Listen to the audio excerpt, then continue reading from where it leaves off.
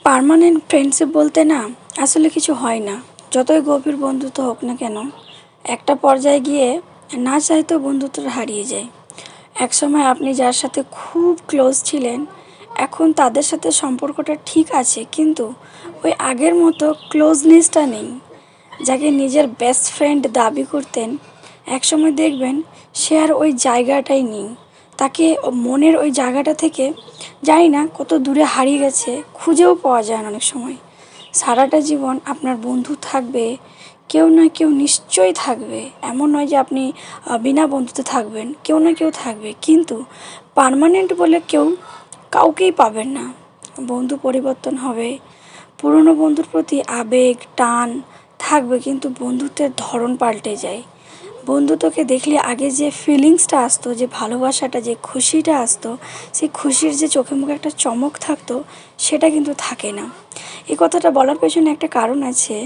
আমার নিজের একজন খুব ক্লোজ ফ্রেন্ড ছিল আর কি, যেটা বলতে গেলে আমার স্কুল লাইফে ছিল। তার সাথে বিগত প্রায় আমার 11-12 বছর কথা নেই। কিন্তু সেই মানুষটাকে হঠাৎ যখন ফেসবুকে দেখলাম, সেই পুরনো স্মৃতিগুলো মনে পড়ে গেল। সত্যিকারের জিনিস, বেস্ট ফ্রেন্ড বা বেস্ট যাকে আমরা বলি যে এ আমার জীবনের সবথেকে ক্লোজ ফ্রেন্ড, এটা দাবি করা কিন্তু খুব মুশকিল জিনিস। একসময় আমিও করতাম। আজ বুঝতে পারছি যে কাউকে এইভাবে দাবি করাটা ভালো নয়। জানি না তার দোষ কি আমার দোষ, দুজন মিলেই কিছু না কিছু দোষ তো হবে, তাই না? সে যে সম্পূর্ণ ভুল সেটাও হতে পারে না, আর আমি যে পুরোপুরি ঠিক সেটাও কিন্তু হতে পারে না। ভুল তো কিছু ছিল, যার কারণে বন্ধুত্ব চলে গেছে। তবে বন্ধুত্ব পাওয়াটা ভাগ্যের ব্যাপার, আর বন্ধুত্ব করাটা আমাদের নিজেদের কাছে থাকে। ভালো বন্ধু পেতে গেলে ভাই অনেক কিছু করতে হয়। পেয়েছিলাম, বাট আমিও তাকে রাখতে পারিনি, হয়তো সেও আমাকে রাখতে পারেনি। সে যাই হোক, সেটা অনেক দিনের কথা।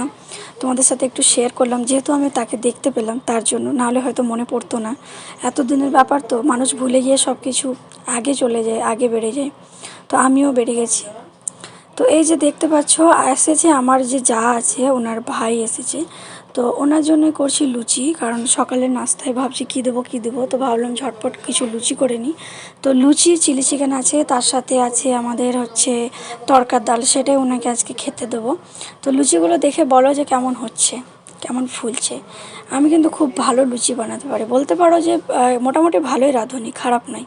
তো এই যে রান্না করছি, কারণ ঝটপট আমাকে বেরোতেও হবে। তো কেমন হলো ভিডিওটা একটু জানাবে।